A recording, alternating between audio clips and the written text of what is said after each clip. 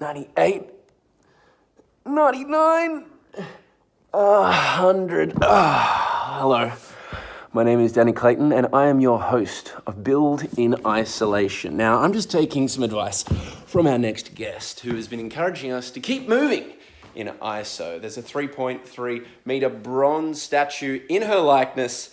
She's undefeated in the boxing ring and bam, she has got herself a good kick. I'm talking about Tayla Harris. Hello, my dear. How are you doing? Hello, good, thank you. Nice 100 push-ups. I'm sure you can do the same amount. And in ISO, it is important to keep moving. How are you staying healthy in ISO? Well, what is your exercise regime while you're inside?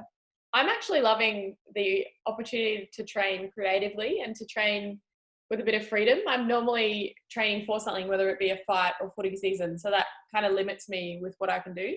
But now, obviously, I don't know what I'm training for really, so I've got to have a really broad approach, which I love because it allows me to try different things, and if they work, great. If not, that's good to know as well. So I don't often get a chance to do this. So I'm trying to think of it as a positive, but I've also, off Facebook Marketplace, got myself an assault bike, some equipment, some floor mats.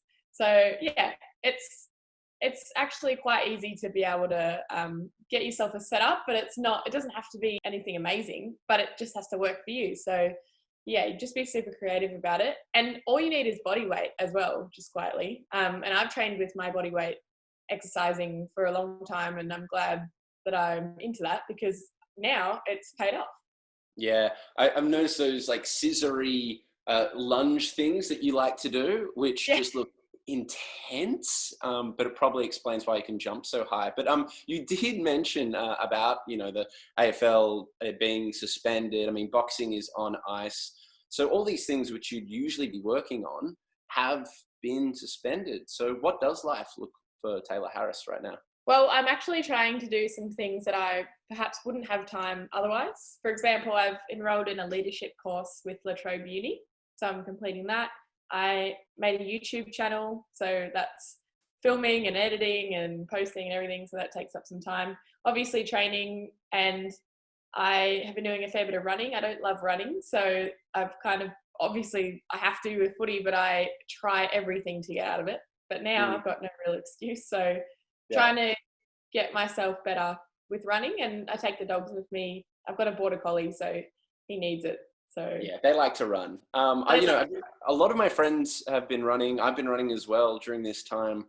And the most important point that we seem to converse about a lot is what we're listening to while we're running.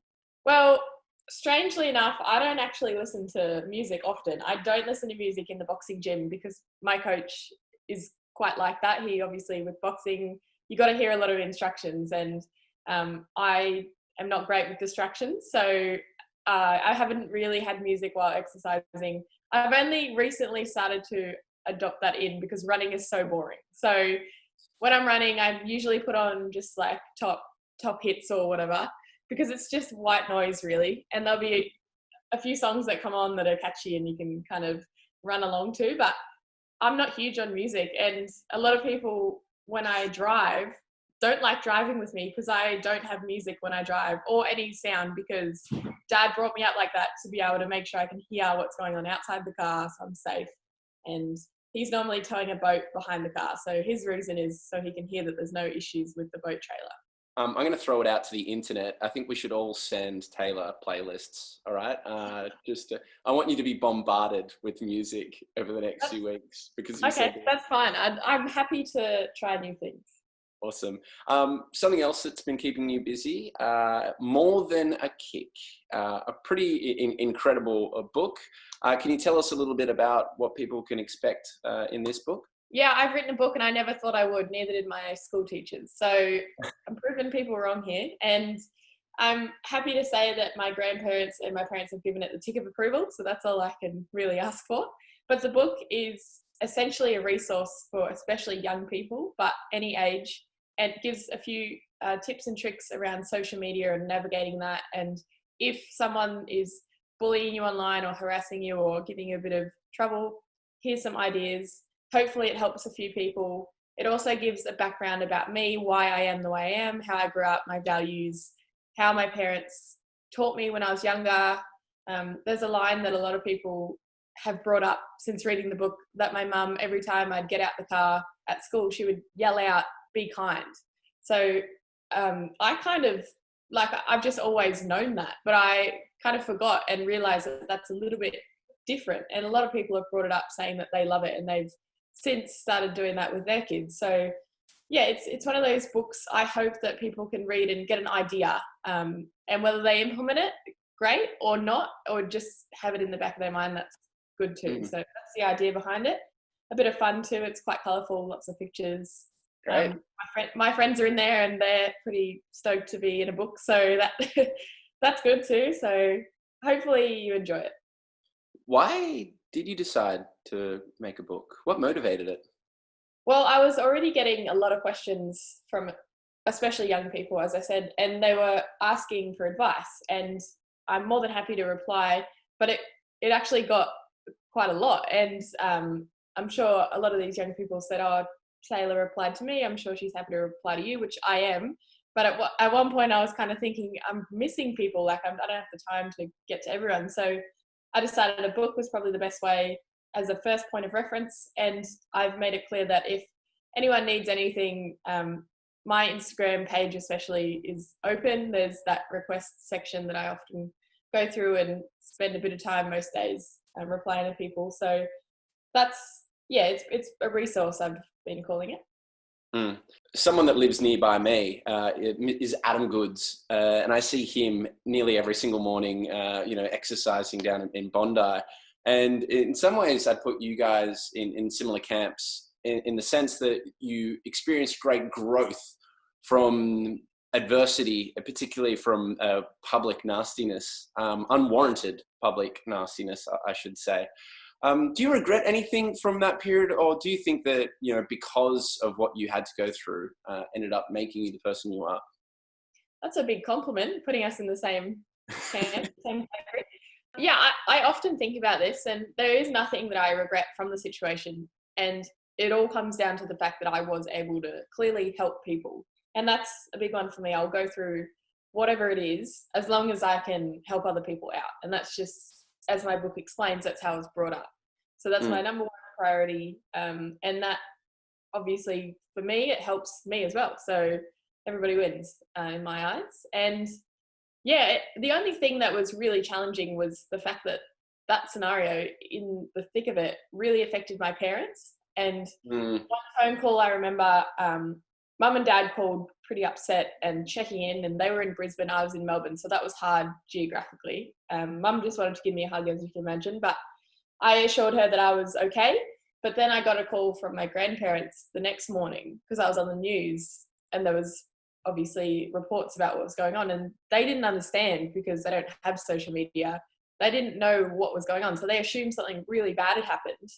And I had to just try and explain to them what had happened, but they just couldn't really grasp the idea. So that was really hard from a family perspective. But at the end of the day, I quite quickly turned it into a positive with the kicking challenge, which was so cool. I was so happy to see so many people on Instagram and Facebook and everything tagging me and mimicking my kick, which was really, really nice. And I had a pair of footy boots that I just didn't wear that season for whatever reason. And yeah, I gave them away to a young girl. Her name's Marley. And since we've become friends, and she messages me every now and then, lets me know how she's going at school, and it's cool. So I've made a friendship out of it. That's cool. Now, I wasn't actually going to tell you this during the interview, but I did try your kick. It was devastating. Have you recovered from a torn hamstring yet? Well, it was actually my groin, but, again, very personal part of the body to be discussing in an interview. It was just, I don't understand how it's physically possible to do what you do. And it's just so rewarding to see other girls doing what you do and in kicking. It's like such a level of athleticism that, I haven't seen in any other AFL match. So congratulations on that. But while talking about sport and AFL, one thing that I find really fascinating about you being a boxer and you being an AFL player is the way that the skills can sometimes meet in the middle. What do you think you learn from boxing that you can take to AFL, and what you learn from AFL that you can take to boxing? The one that I think is the biggest is the mental side of things. So I often use the example in the boxing ring, you're halfway through a round and you feel like you can't go any further. So at this point, you have to make a decision. Am I going to give up, or am I going to keep going? Because there is no bench. There's no subbing out. You can't have any of your teammates come in.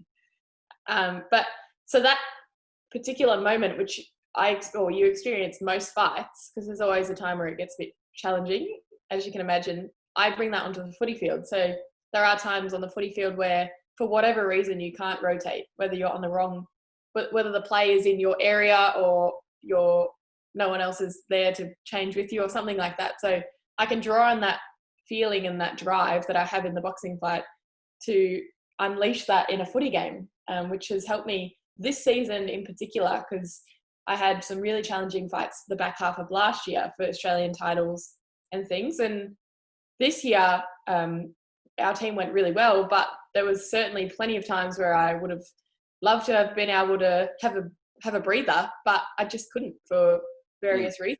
So that's one side. But then the obvious things like footwork and reaction speed and things like that, which are amazing and they transfer really well. But yeah, the big one's mental. Yeah, fantastic. Now, I did want to talk to you about your fight with Renee Gartner, because damn, you've got a savage overhead. It is so insane. Just like the most wild right punch I've ever seen. Tell me, you said that you want to become, the world title holder in female fighting. Is this something that you are now like setting your sights on well and truly? When do you plan on taking home that title, and how are you working towards it? Well, yeah, I think the nature of women's sport at the moment is it's evolving, and I see it as an opportunity to fast track almost. There's not too many female boxers in my weight division, but there are some pretty amazing fighters at the top level. So if I can get to that fight, I still have to step in the ring. It's not like it's an easy thing to do, but I would love to be able to get that opportunity to at least give 100% to training and prepare myself in the best way possible, get in there and see if I can do it. I believe I can, but just getting that opportunity is a big one. And I've obviously had conversations with a lot of people, and I think that, there's definitely the opportunity to do it. At the moment, things are pushed back a little bit because of obviously Corona, and the fighters are in America and everything like that. But yeah, hopefully next year or the year after or sometime in the near future, when I'm in this prime age and feeling good and fresh and energetic, I can get that opportunity. Sure. Now, I did want to ask you about this one moment that I felt like even my heart was in my chest or in my mouth, I should say. You were just about to walk out into the stadium for one of your fights, and the music is blaring, you're hopping, you're staying warm, and I couldn't help but feel just the utter excitement and nerves for you. I wanted to get that from your perspective. What does it feel like to walk out into the stadium, into the boxing ring, when there's so much going on? Yeah, well, there's a few things I can comment on. So just before when you're walking down the corridor and just before you get out to the arena where there's crowd and yelling and excitement, it's like you got a few seconds to yourself. So I've got my coach and my dad who's in my corner as well, and they're just telling me, they're just like, come on, you can do it, like we believe in you, all that sort of stuff. So I'm feeling good. And then you step out and there's this enormous like wave of noise and crowd noise and everything. So I very quickly, and I've generally like placed my group of friends in the walkway if I can. I've requested them to be there, because especially the Hosking sisters from Carlton are the loudest and the most enthusiastic people that I could ask for to be there. So I generally look straight for them, and they've either got t-shirts on with my face or a big sign or something over the top, or they're really drunk or something great. And I just look for them and I try and catch their eye, and then I feel really calm and know that I've got them there with me, and they've assured me that they'll be at any fight, whether it be international. So very excited to see that come to fruition. And yeah, and then I walk out, but I genuinely enjoy boxing. So at no point am I thinking, oh, this is too much or out of my depth or anything, because I've done every single thing possible in the lead up to be the best. And if I don't win, that's fine. Like I accept the fact that I'm doing a sport that you're not guaranteed to win. You could get all the way to the very last second of the round and then you can lose. So it's an amazing sport and it requires 100% concentration the whole time. So yeah, I feel excited. It's amazing to hear that from someone who's undefeated. So I'm not going to ask you if you're going to hold the world title. I'm going to ask you, Tayla Harris, when will you hold the world title in boxing? Well, I'm going to say within 5 years. Boom! That is a good goal. Well, we do have to let you go because I'm sure you'd like to finish the eggs that you're eating, which are probably cold. What are they looking like now, by the way? Yeah, they're hard boiled all of a sudden. Okay. I'm so sorry for holding you back from your protein. We are looking forward to seeing your whole career as it plays out. And me personally, I can't wait to see you holding up that belt as the world title boxing female champion. So congratulations on already a stellar career. And thank you so much for chatting with us on Build. Thank you so much. Have a great day.